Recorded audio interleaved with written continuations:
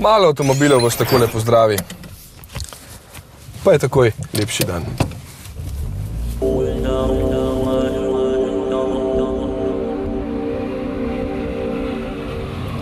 In Mitsubishi Lancer bo ves čas skrbel, da vam bo z njim lepo. Temu bi lahko zaradi oblike rekli kar Euro Lancer. Saj veste, Evropejci smo nori na kombi limuzine, ker so bolj praktične. Tako da poleg limuzinskega Lancerja, ki mi je oblikovno sicer bolj všeč, raje zberemo tega s 5 vrati.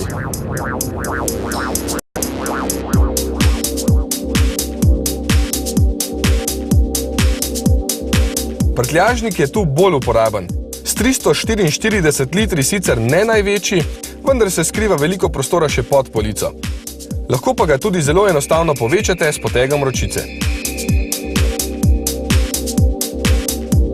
Nad notranjostjo bodo gotovo razočarani vsi, ki imajo radi veliko gumbov in vrhunske materiale. Tu je vse enostavno in veliko plastike, ampak zelo dobro razporejeno in pregledno.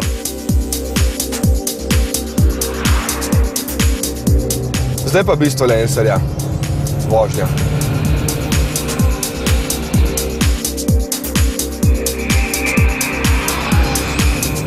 Jasno, med ovinki je doma.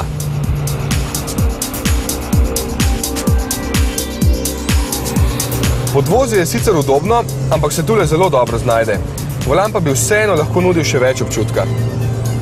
Bencinski motor se zelo rad vrti, je še kar glasen, avto pa porabi od 9 do 10 litrov. Krasen je menjalnik, ki kar kliče po tem, da ga stalno uporabljate. Res škoda, da nima še 6. prestave, da bi bile potem vse krajše in Lancer še bolj dinamičen.